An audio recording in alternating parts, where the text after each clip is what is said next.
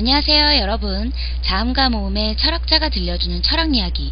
오늘은 자크 데리다의 해체 이야기 시간입니다.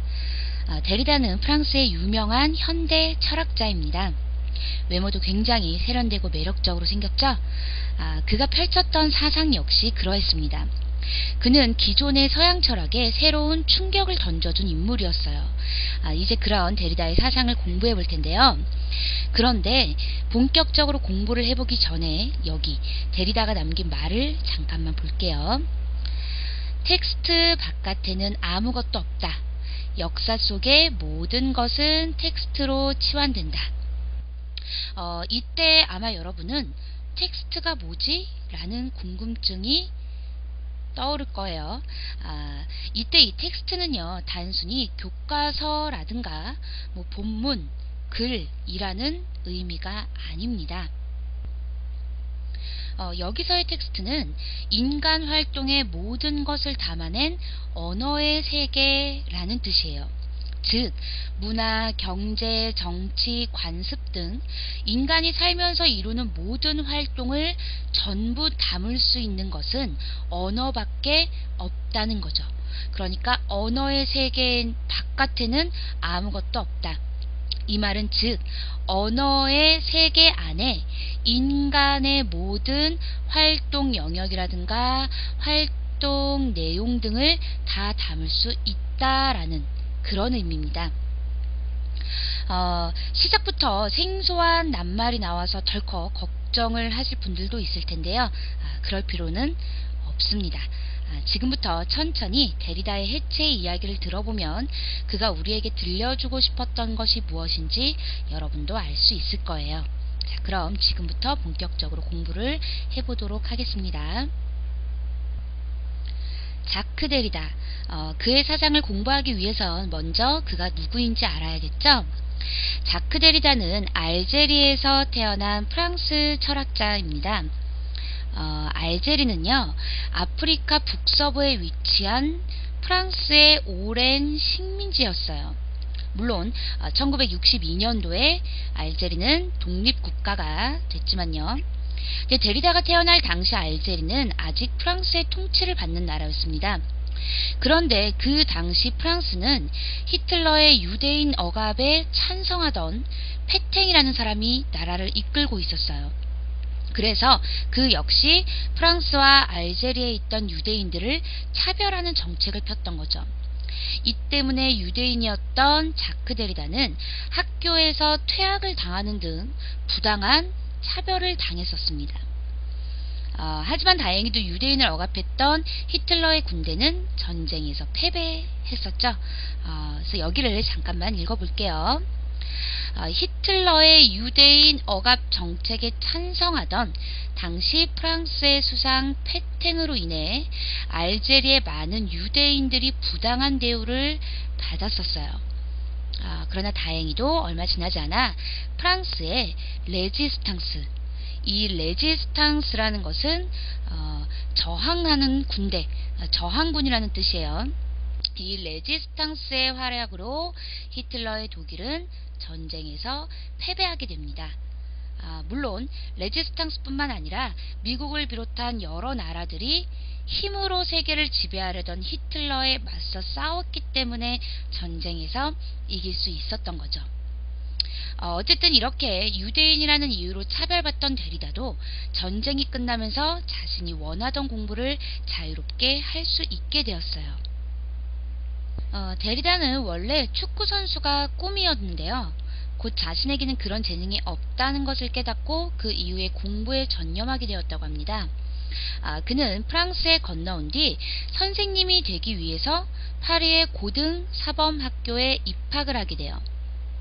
그리고 여기에서 공부를 하다가 바로 철학에 관심을 갖게 된 거죠. 그래서 열심히 공부를 하다가 장학금을 받고 미국으로 유학을 갑니다. 그래서 미국에서 가장 유명한 대학 하면 어디가 떠오르세요? 하버드 대학교 떠오르시죠? 바로 거기에서 철학 공부를 했어요. 그리고 이제 다시 프랑스로 돌아온 데리다는 파리의 소르본 대학, 그리고 파리 고등사범학교 등에서 이제 철학을 가르치면서요, 자신만의 독특한 사상을 계속 전개해 나갑니다. 그러면서 그는 점점 유명해지기 시작했죠. 이후에 미국 예일대학교로 학생들을 가르치러 가게 돼요. 그러니까 미국 예일대학교에서 교수로 초대를 한 거죠. 데리다를. 그래서 그곳에서 비슷한 생각을 가진 철학자들과 학파를 만들었어요. 그래서 그곳의 철학자들과 만든 학파를 바로 예일 학파라고 사람들이 불렀습니다. 그런데 데리다는 머릿속으로 사상만 전개하던 철학자가 아니었습니다. 그는 직접 현실적인 문제에 뛰어든 지식인이었죠. 그는 1980년대부터 시작된 동유럽의 민주화 운동에 앞장서기도 했습니다. 당시 동유럽은요, 공산주의의 지배 아래 있었거든요. 근데 이 당시 동유럽 전역에 민주화 바람이 불고 있었어요. 데리다는 그것에 앞장섰던 겁니다. 또한 남아프리카 공화국 최초의 흑인 대통령이었던 넬슨 만델라를 위해서도 일을 했는데요. 아프리카에 위치한 나라인데 최초의 흑인 대통령이라니? 아니, 원래 아프리카에 있는 나라니까 흑인이 대통령한 건 너무 당연한 거 아닌가? 뭐 이렇게 생각할 수도 있는데요. 사실 이 남아프리카 공화국은 백인들이 지배하던 나라였어요. 물론 지금도 백인 인구 굉장히 많고요. 근데 이 남아프리카 공화국은요, 극심한 인종차별 정책, 아까 즉 백인을 우선시하고 흑인은 차별하는 그런 정책을 계속 유지하던 나라였죠. 그래서 흑인인 넬슨 만델라가 대통령이 된다라는 것은 굉장히 대단한 일이었습니다. 그리고 그렇게 되기까지 무수히 많은 고난이 있었겠죠. 데리다는 그런 넬슨 만델라의 입장을 적극적으로 옹호하고 그를 응원했던 겁니다. 그것은 데리다가 부당한 억압이나 인종차별과 같은 어떤 사회적인 문제에 큰 관심을 가지고 이를 고치기 위해 노력한 철학자였음을 보여주는 부분이죠. 이런 데리다는요, 인간은 저마다 고유한 특색이 있고 각자 조금씩 다른 것이지 어느 한쪽이 더 우월하기 때문에 다른 한쪽을 지배하거나 억압해서는 안 된다는 사상을 펼쳤어요. 그런 사상을 몸소 실천했다는 거죠. 그래서 서로 조금씩 다른 것이지 어느 한쪽이 더 우월한 것은 아니다라는 자신의 주장을 몸소 실천했던 학자였던 겁니다. 이렇듯 데리다는 이분법적인 사고, 즉 세상을 이것 아니면 저것, 이거는 무조건 옳고 저것은 무조건 잘못됐어, 이렇게 생각하는 이분법적인 사고와 우리가 지금까지 완벽하다고 믿었던 생각들, 그리고 언어와 그 구조를 해체해야 한다고 주장했어요. 지금 이렇게만 보면 이게 대체 무슨 말인지 잘 모르시겠죠? 이분법적 사고, 뭐 완벽하다고 생각했던 거, 언어, 구조, 이게 대체 뭐지? 지금은 좀 생소하겠지만요, 이제 본격적으로 들어가서 살펴보시게 되면 아마 여러분도 데리다가 하고 있는 이야기가 무엇인지 알 수 있을 거예요. 그러면 지금부터 데리다가 들려주는 해체 이야기 좀 더 자세히 알아볼게요. 먼저 데리다의 사상을 잘 알려면 몇 가지 단어의 뜻을 알고 있어야 돼요. 데리다는 우리나라 사람이 아니다 보니까 우리와 쓰는 말들이 다르잖아요. 물론 그의 말을 우리말로 해석해서 쓰기도 하지만 일단 그 철학자 자신이 사용하던 용어를 아는 것도 중요합니다. 그래서 여기서는요, 먼저 기표와 기의, 즉 시니피안과 시니피에에 대해서 알아볼게요. 먼저 이 기표와 기의는요, 의미를 전달하는 수단인 기호와 관련된 개념입니다. 먼저 기호란 뭐냐면요, 어떠한 뜻을 나타내기 위해서 쓰이는 모든 것들, 그러니까 글, 그림, 부호, 이런 거를 가리키는 말입니다. 즉 의미를 전달하기 위해 쓰이는 모든 것들을 통틀어서 바로 기호라고 할 수 있겠는데요. 그런 의미에서 언어 역시 기호들로 이루어진 것이라 볼 수 있습니다. 영어는 A, B, C, D 이런 알파벳이라는 기호로 이루어진 언어고요. 우리 한글은 기역, 니은, 디귿, 리을, 아니면은 아야, 어여 이런 자음과 모음이라는 기호들로 이루어진 거잖아요. 그래서 언어 또한 기호들로 이루어진 것이라고 볼 수 있는 겁니다. 기호가 가장 효과적으로 사용된 것은 우리 생활에서 쓰이는 다양한 표지판들이에요. 이 표지판들 굉장히 낯이 익으시죠? 우리는요, 이 표시를 보면 여기가 화장실이구나 라는 거 그냥 알 수 있죠. 그리고 고속도로를 가다 보면 중간중간에 이런 표지판을 볼 수가 있어요. 이건 곧 뭐가 나온다는 뜻이죠?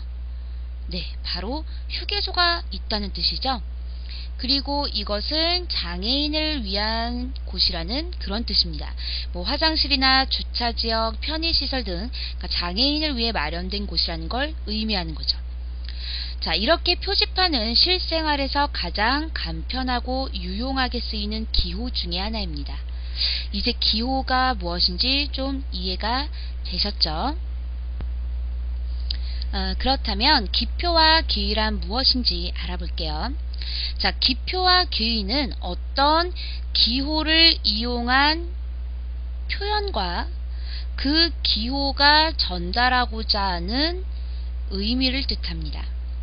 즉, 기표란 어떤 의미를 전달하기 위한 기호의 표현이고요. 기의란 그 기호에 담긴 의미라는 겁니다. 근데 이 말만 보면 어때요? 뭔가 아리송하죠? 그럼 이제 예를 들어볼게요. 우리 본문에 나왔던 그 사과를 예로 들어볼까요? 우리는 붉고 흰 꽃을 피우며 잎에는 타원형의 톱니가 있는 나무에서 열리는 열매를 뭐라고 하죠? 사과라고 합니다. 이 사과라는 말은 시옷, 기역, 라는 기호들로 합쳐진 하나의 기표인 거죠. 자, 우리가 아까 언어도 기호다 라는 말 했죠?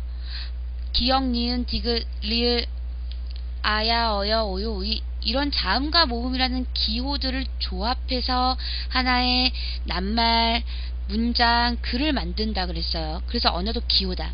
영어도 마찬가지였죠. A, B, C, D, E, F 이런 알파벳이라는 하나의 기호들을 조합해서 말을 만들어내죠. 그러니까 언어가 바로 기호인 건데요. 사과도 지금 시옷, 기역, 와 라는 이런 기호들로 합쳐진 하나의 기표인 겁니다.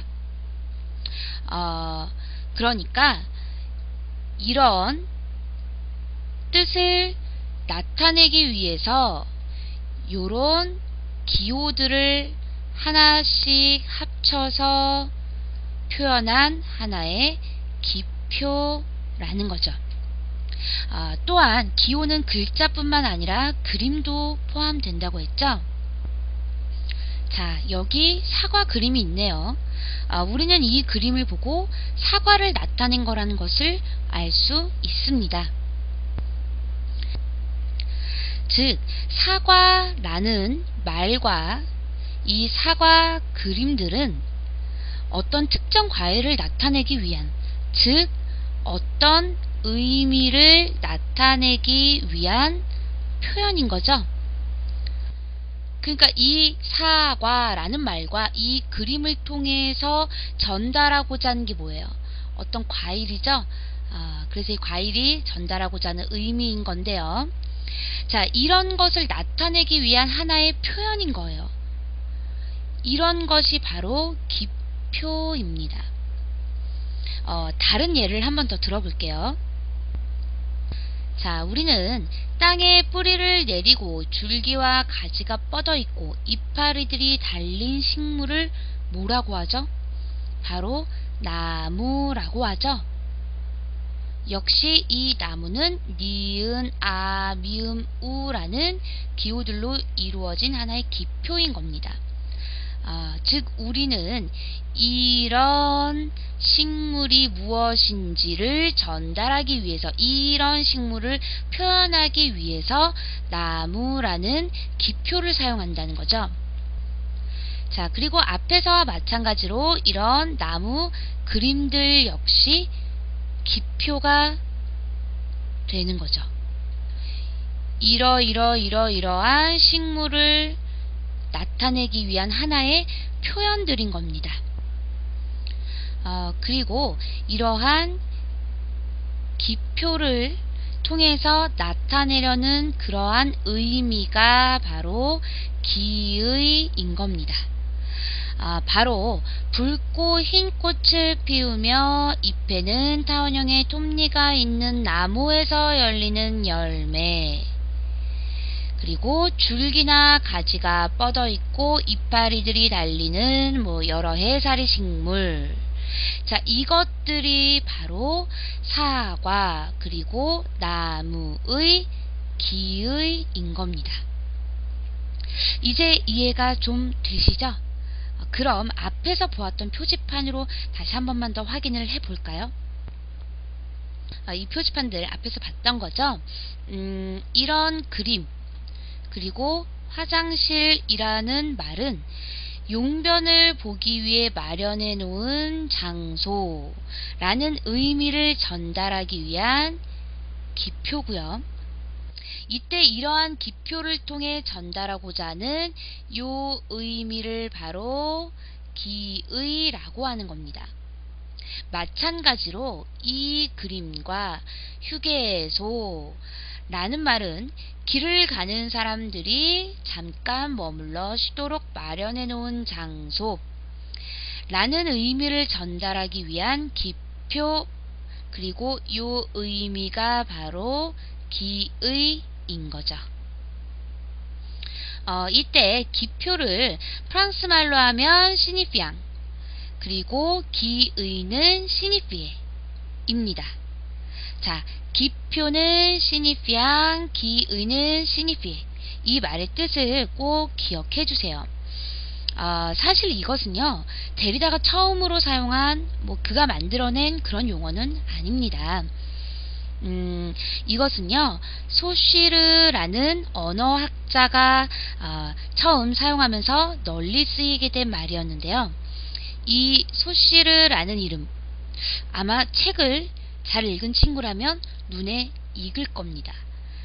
바로 본문에서 순미가 기호에 대해 생각하면서 떠올렸던 이름이잖아요.